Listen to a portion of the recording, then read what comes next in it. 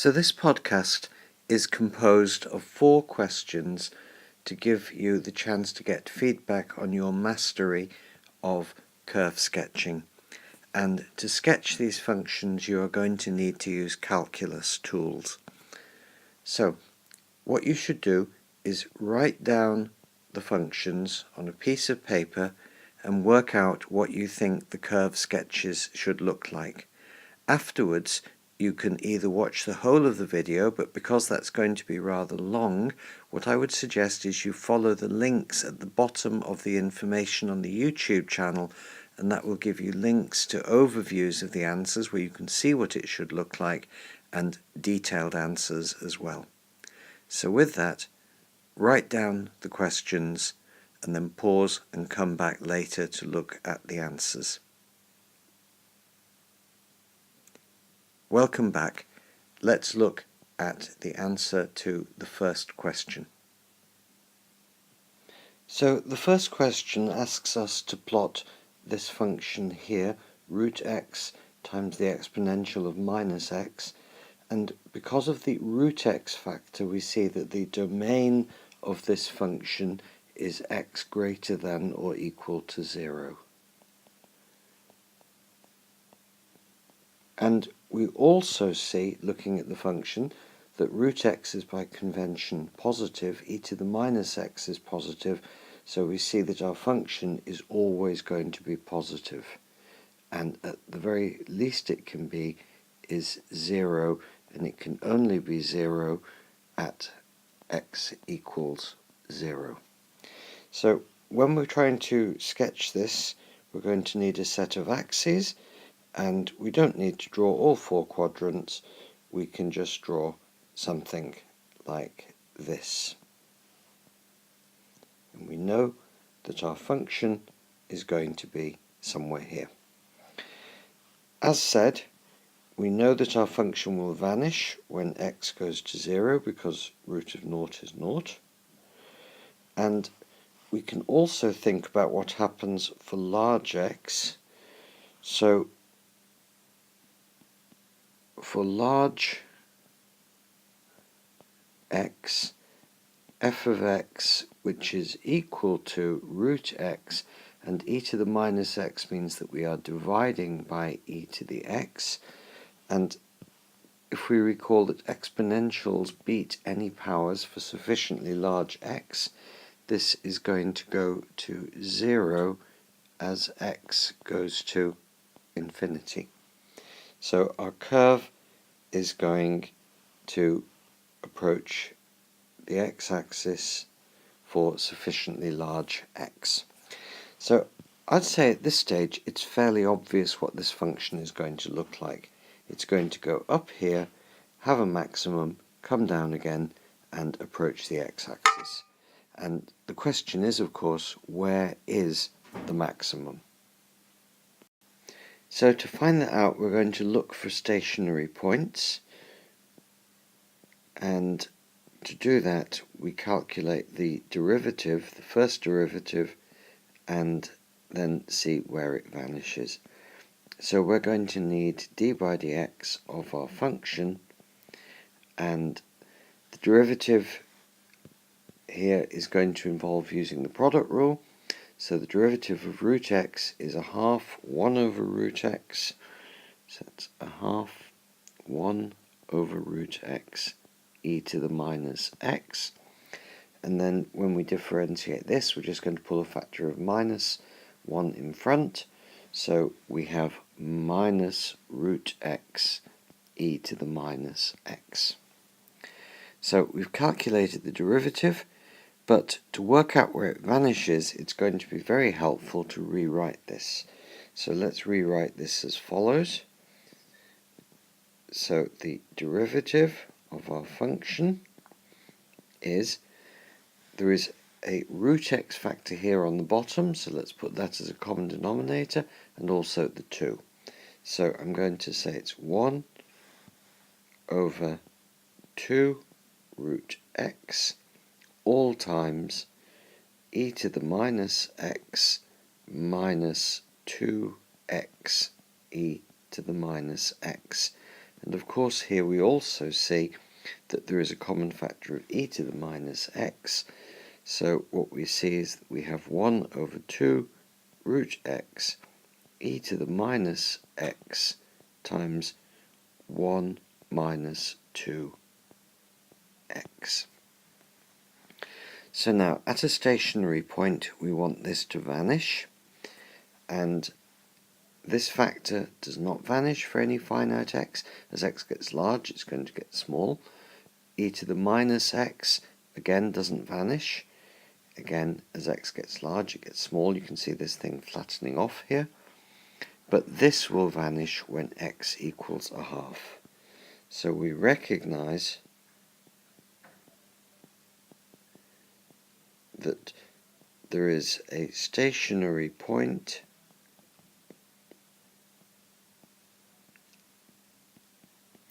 in other words, df dx is equal to 0 at x equals 1/2.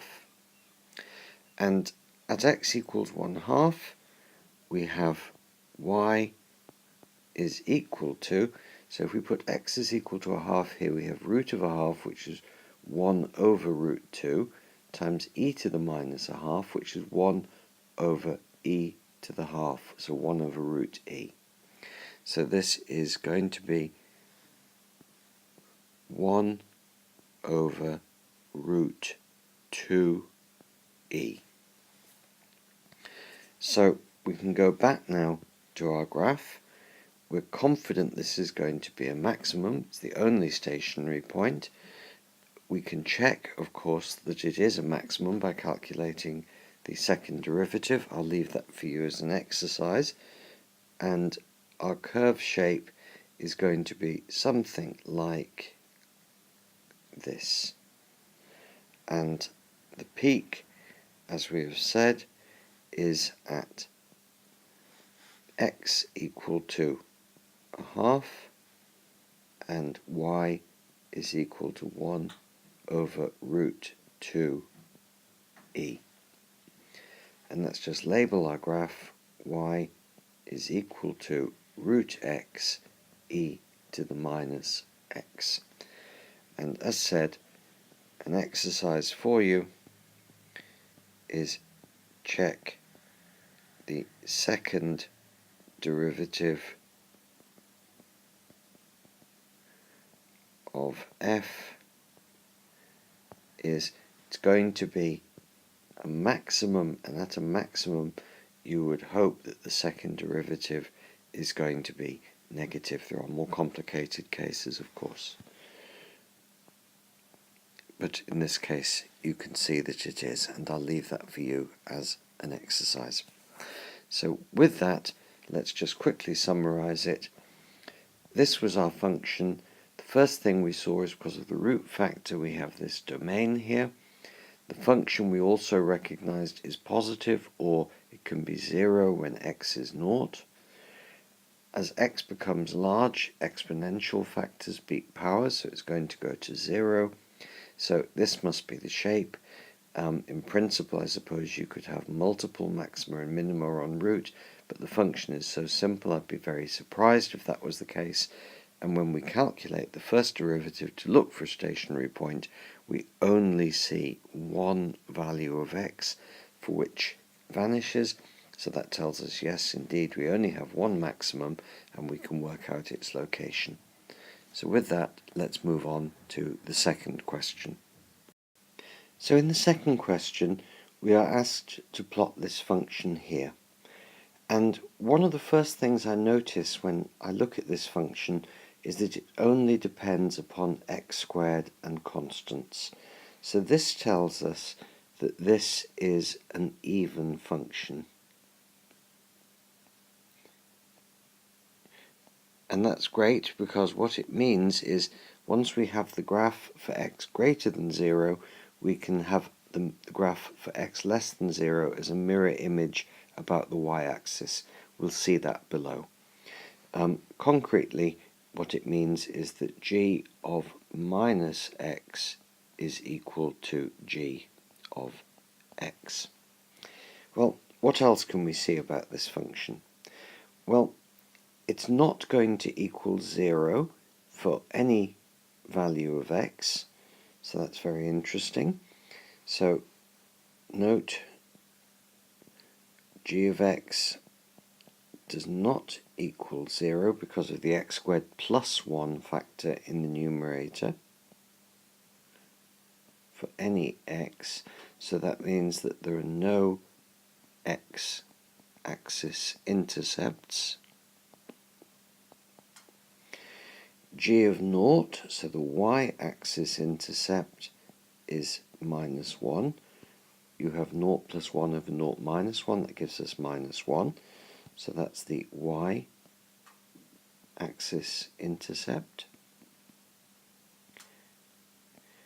And although the numerator exists for all real x, the denominator will go to 0 when x squared is equal to 1.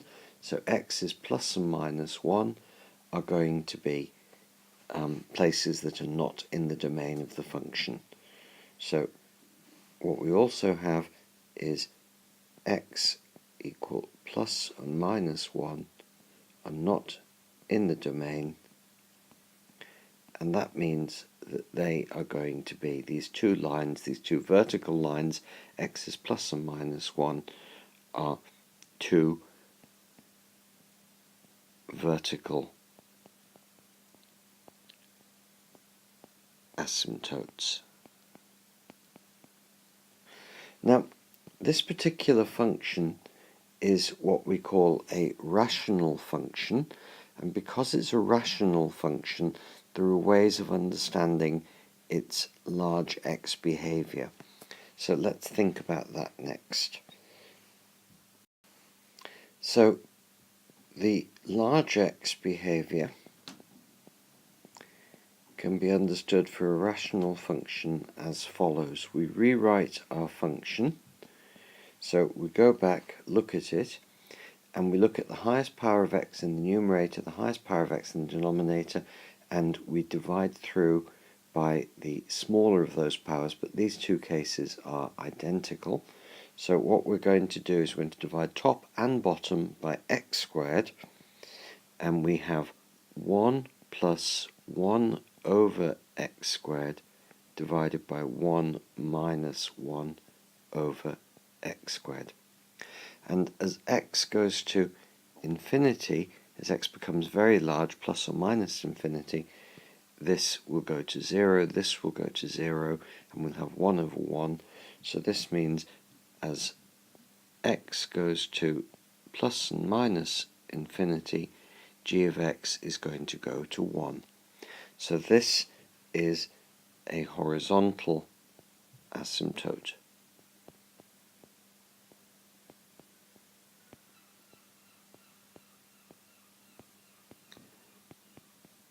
Okay, so we've now got some asymptotes. We know that there are no x-intercepts, we know what the y-intercept is, and let's just draw some axes and then we can start to fill things in. So we're going to draw the y-axis and the x-axis, and we want to put in our two vertical asymptotes at x is plus and minus 1, like this, and like this. So that's at 1, that's at minus 1, and we're also going to draw our horizontal asymptote here when x is equal to 1. So for large x, we know that we're going to be approaching this line here and here, and we know our function is going to blow up on either side of these lines. Now, we can look at our function and think about its sign. Since the numerator is always positive, the smallest it can be is 1, because it's 1 plus a square, the sign of the function is determined by the sign of x squared minus 1. So if x is greater than 1 or less than minus 1, in other words, if we are to the right of this line or to the left of this line, this will be positive and our function will be positive. If we are between these lines, so if x is between -1 and 1, this is negative and our function will overall be negative. So this tells us that our function is here and it's here.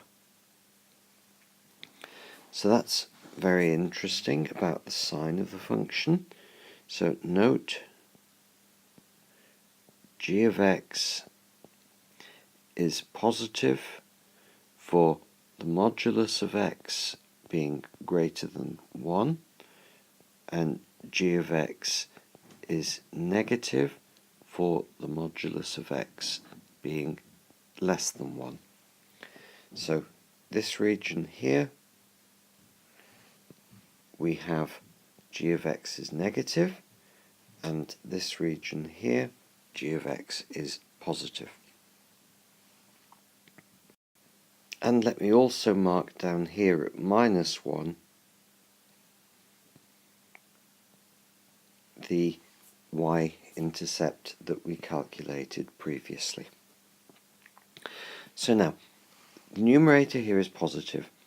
If x squared is negative, so if x is a little bit less than 1, or a little bit larger than -1, we have something positive, 1 plus this, divided by something very small and negative. So we're going to get something very large and negative. So it must be that our function is down here, and it must also be down here. Similarly, if x is a little bit larger than 1, so we're here, or x is a little bit less than -1, this is small and positive, so we're dividing something positive by something small and positive, we get something large and positive. So our function is going to be here and here.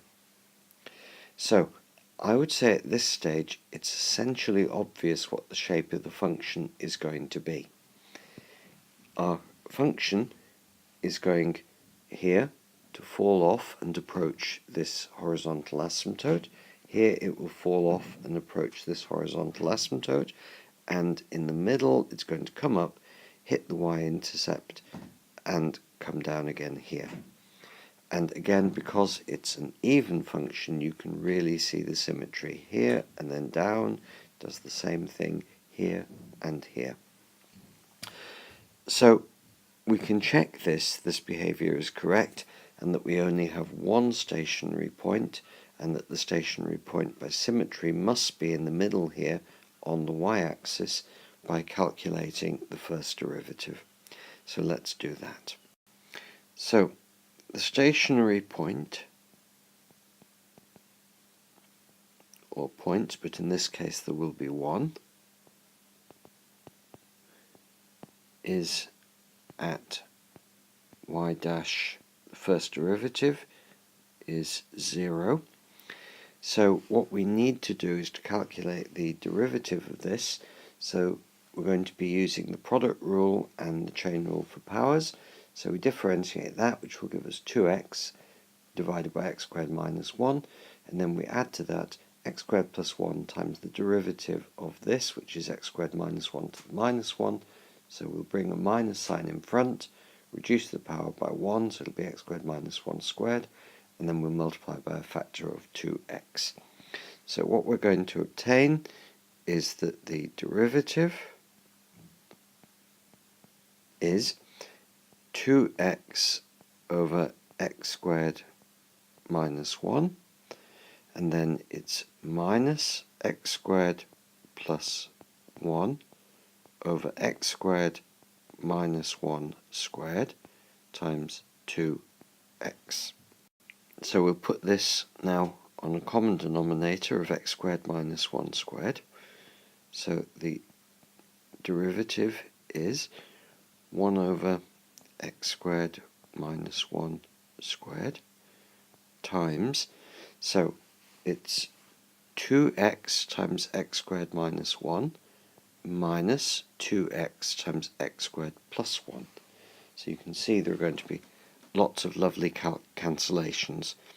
So it's 2x x squared minus 1, and that's this over this is this first term here, minus, and now we have the second term. I'll put the 2x in front, and there's a factor of x squared plus 1, which is this factor here. So this over this is this term here. Now there's a 2x times an x squared, and there's a minus 2x times an x squared, so they'll cancel. And then we've got 2x times minus 1 minus 2x times plus 1, so we get overall minus 4x. So the derivative we see for this function is minus 4x over x squared minus 1 all squared. So the stationary point is g dash is 0 at x is 0, and because that's when the numerator vanishes, and we know already when x is 0, our function is minus 1. And if we look at our result, what we see is if x is negative, the derivative is positive, so the function is increasing. So it's increasing this way, increasing here. When x is 0, it vanishes. And then for x positive, the derivative is going to be negative. It falls off here, falls off here. Doesn't cross this line, it just falls off. So we can now draw our curve like this, and like this. And we can label our graph. So y is x squared plus 1 over x squared minus 1. And if you would like to check that this is a maximum, you can calculate the second derivative and verify that at x is 0, the second derivative is indeed negative. But I will leave that for you as an exercise. So let me very quickly summarize what we've seen in this example. This is a rational function. It's an even function, so the graph to this side of the y-axis is mirrored. If you just imagine flipping it around the y-axis, this and this are mirror images, this and this are mirror images. The numerator doesn't vanish for any real x, so there are no x-intercepts. The y-intercept is when x is 0, it's at minus 1, and x's plus and minus 1 cause our function to blow up, and so we have two vertical asymptotes. This is a rational function. We can work out that it has a horizontal asymptote as x approaches plus or minus infinity, and we can calculate also the sign of the function rather easily, and we can see also that it has a stationary point when x is 0 and at x is 0 y is minus 1. Putting all that together gives us this graph. So with that, we'll move on to the next exercise. So the second exercise is to sketch the function y is equal to x to the fourth minus 4x squared plus 5. And the first thing that we notice is that this is only a function of even powers of x. So this is an even function. And that's going to make life a lot easier in a moment. And the next thing that we notice is that this is actually also quadratic in x squared. So if we look here, we have a constant, we have a term that's linear in x squared, and we have a term that is quadratic in x squared. So this is x squared squared. So that means that we can rewrite this using completing the square as follows. So y is x squared minus, and we then take the linear coefficients, that's x squared here, divide it by 2, so it's x squared minus 2, and then we square that, and when we do that we're going to get x to the fourth. Good. The cross terms, there will be 2 of them, so we will get minus 2 times 2 minus 4x squared, exactly what we want. And we're also going to get plus 4, and we need overall plus 5, so I'm just going to say plus 1 here. And if you expand this out, you obtain exactly that. So when we look at this, we see that we have the sum of 2 terms, and this term is positive, or at the very smallest it is 0. So y overall is 1 or greater. So we see that y is greater than or equal to 1, and there exist 2 minima, and the minima are when x squared minus 2 is equal to 0. So if x squared is equal to 2, there are 2 solutions, x is root 2 and x is minus root 2. So our minima are at plus and minus root 2, and when x is plus and minus root 2, this vanishes and we're left with plus 1, so the value of y for both of those minima is that. So now what we're going to do is, first of all, just to find a couple more points. So we see that for large x, as x approaches plus and minus infinity, y is going to approach plus infinity, because for large x this will be the dominant term, it's the highest power, and x to the fourth is always positive, so it will blow up like this. And also we have the y-intercept, and the y-intercept is when x is equal to 0, so x is 0, and when we put x is 0 into our function we get y is equal to 0 minus 0 plus 5, so y is equal to 5. Now, the other thing that we have to think about is we've got 2 stationary points already by algebra and thinking about it through this wonderful technique of completing the square, and what we have are the minima here and here at plus and minus root 2, but there could be other stationary points, so we should look for those.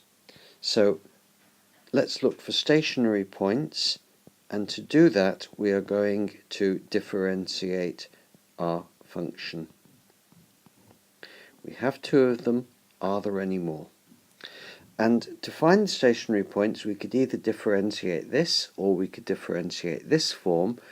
Now this form is nicely factorized already through the completing the square technique plus a constant, so I'm going to differentiate this. You'll get exactly the same results if you differentiate this.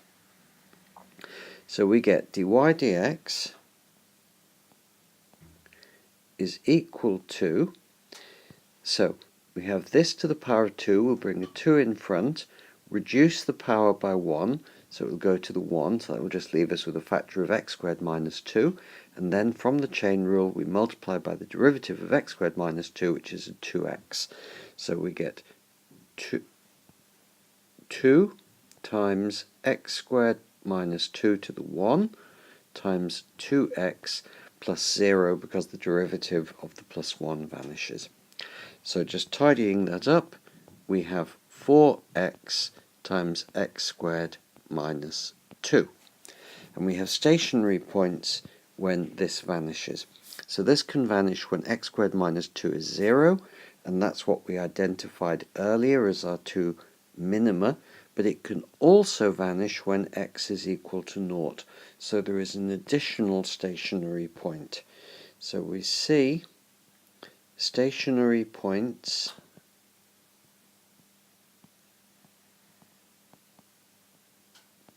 at plus minus root 2, 1, that's the points we've already seen, and when x is equal to 0, and if x is equal to 0, in our function we have 0 minus 0 plus 5, so the value of y is 5. So we can now sketch some axes, bearing in mind that we know our function is always greater than or equal to 1, we can just sketch our axes in the following way. So here is the y-axis, here is the x-axis. We don't need to leave much room down here because it's not going to be of interest. And we have some interesting points already. When x is 0, y is equal to 5. When x is root 2, and when x is minus root 2, so I'm trying to draw them symmetrically about the y-axis. So this is root 2 and minus root 2. This is 5.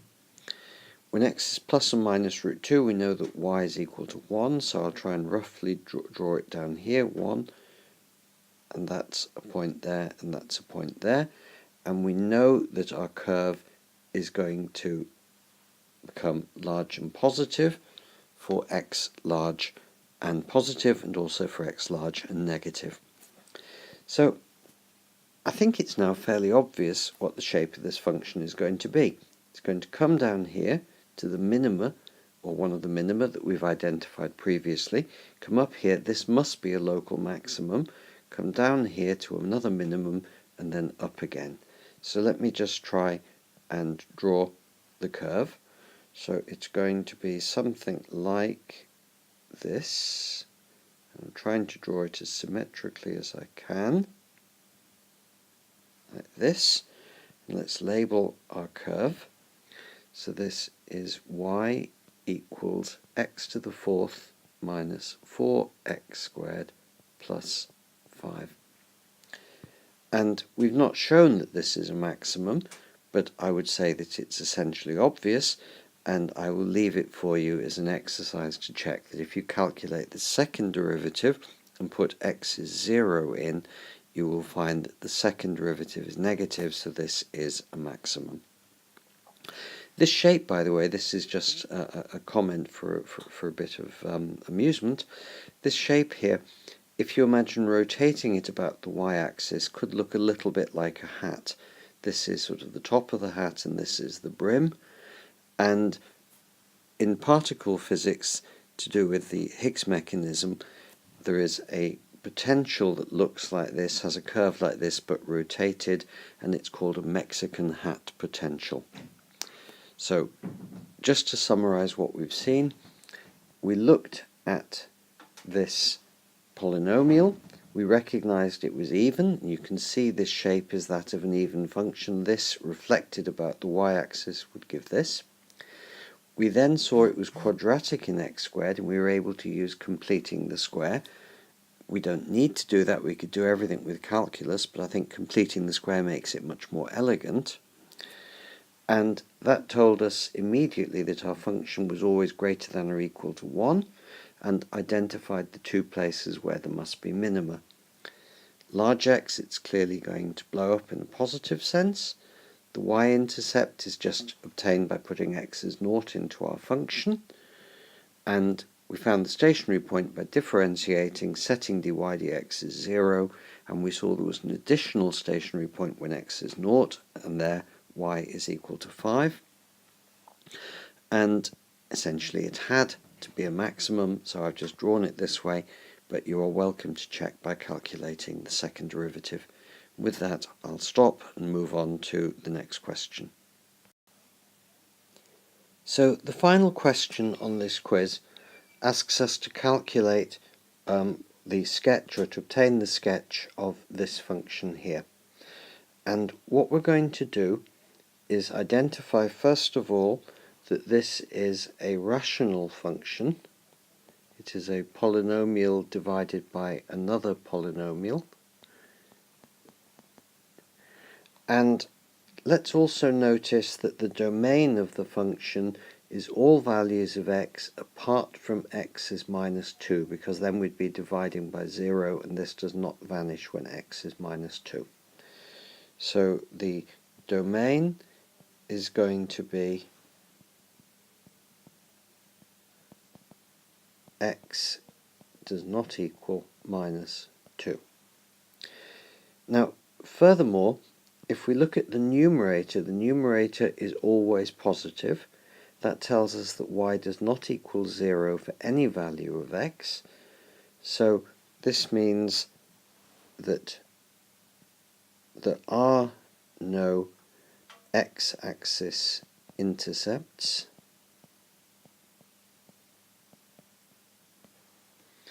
And furthermore, if this is positive, if x is greater than minus 2, this is going to be positive. Positive over positive is positive.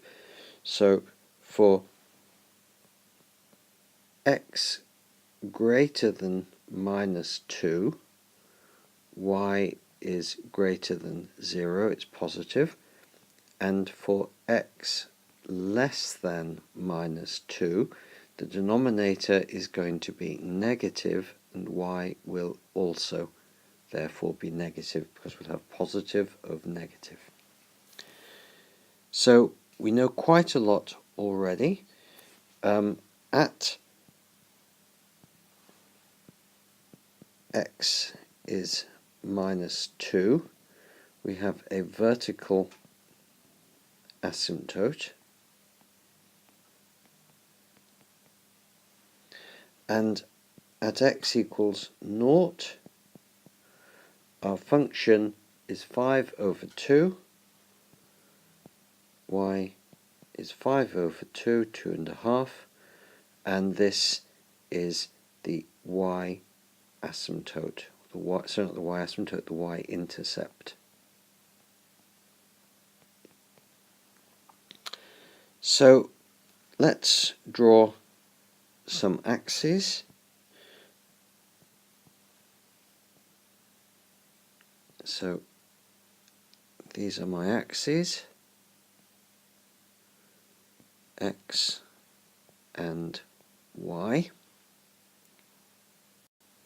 And let's add a vertical asymptote, this dotted line here, at x is equal to minus 2. And when x is 0, y is 5 over 2. So let me say that this is 5 over 2.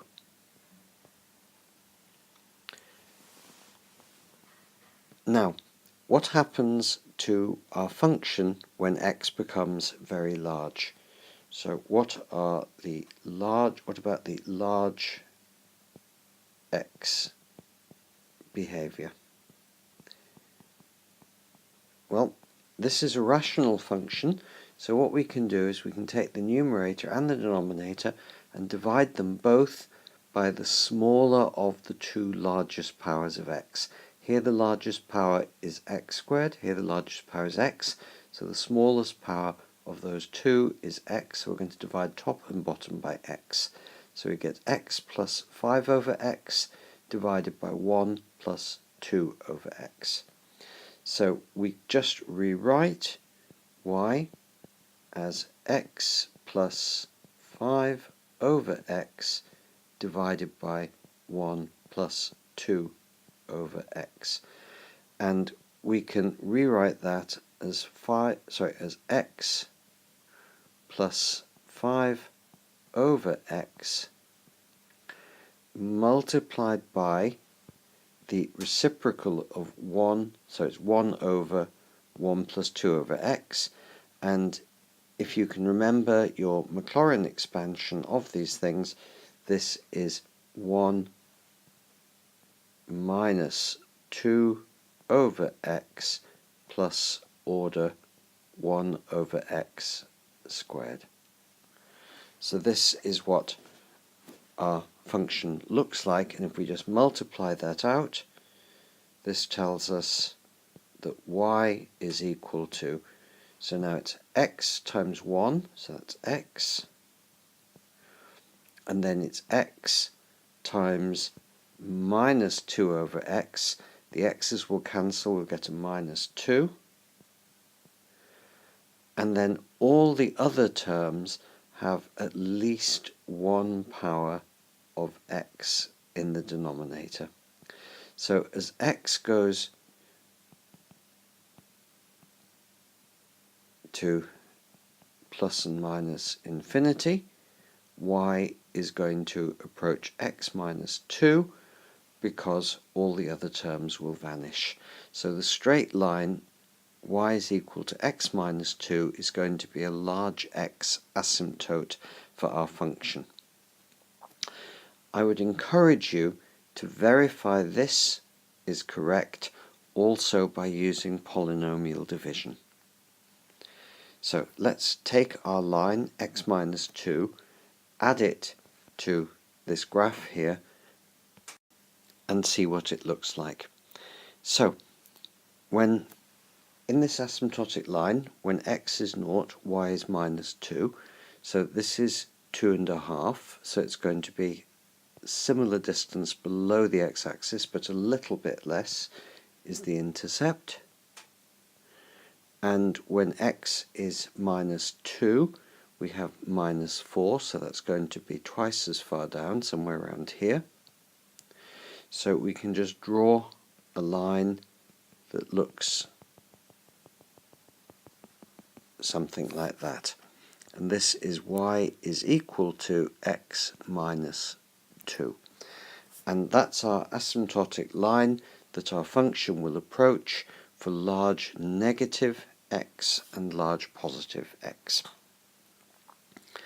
So now, what we also need to work out is the stationary point of the function, or stationary points. Now, we know that our function is going to be positive to the right of this line, so when x is greater than minus 2, our function is positive.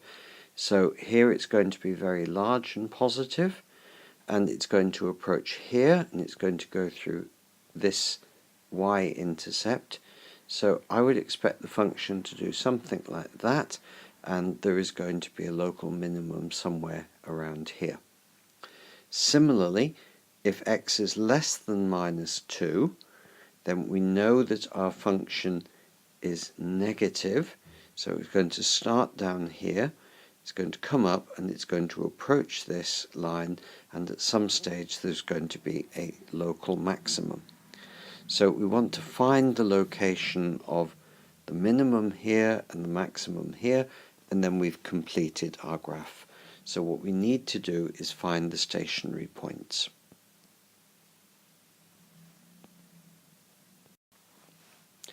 So stationary points are obtained by differentiating our function. So y is x squared plus 2 over x squared plus 5 over x plus 2. So the derivative is obtained by differentiating that, 2x over x plus 2. So that's the first term. And then what I'm doing is I'm using the product rule and the chain rule for powers. It's x squared plus 5 times x plus 2 to the minus 1. So we'll bring the power in front, that's a minus sign. So we have minus x squared plus 5. We reduce the power of x plus 2 from minus 1 to minus 2. So I can just put x plus 2 all squared there. And then we multiply that by the derivative of x plus 2, but that's just a factor of 1. So what we do is we put everything on a common denominator of x plus 2 all squared, and we have 2x times x plus 2, so that's 2x times x plus 2, that's this first term here, minus, and then it's brackets x squared plus 5. So therefore dy dx is equal to all over x plus 2 squared. We have 2x squared minus x squared. That gives us an x squared. And then we also have 4x, and there are no linear powers of x here, so that's just immediate, plus 4x. And then we have left a minus 5, so that's that. Now, for a stationary point, we want this to vanish, and the easiest way to see where this vanishes is to factorize the numerator. Unfortunately, this is not terribly difficult in this case. It is x plus 5 times x minus 1 all over x plus 2 squared. So there are going to be stationary points when x is equal to 1 and when x is equal to minus 5. And when x is 1, we're going to be here roughly, and that means that this is going to be the location of our minimum. And when x is minus 5, we're somewhere around here, and that's going to be the location of a maximum. So I'm running a little bit out of room, so I'm just going to try to squeeze it into here so that everything is visible to you in one go. So we have a maximum at x is minus 5, and when x is minus 5, we just go up to here. Minus 5 squared is 25, plus 5 is 30, and we're dividing it by minus 5 plus 2, and minus 5 plus 2 is minus 3, so we'll have 30 over minus 3, and that is minus 10. And we will have a minimum when x is equal to 1,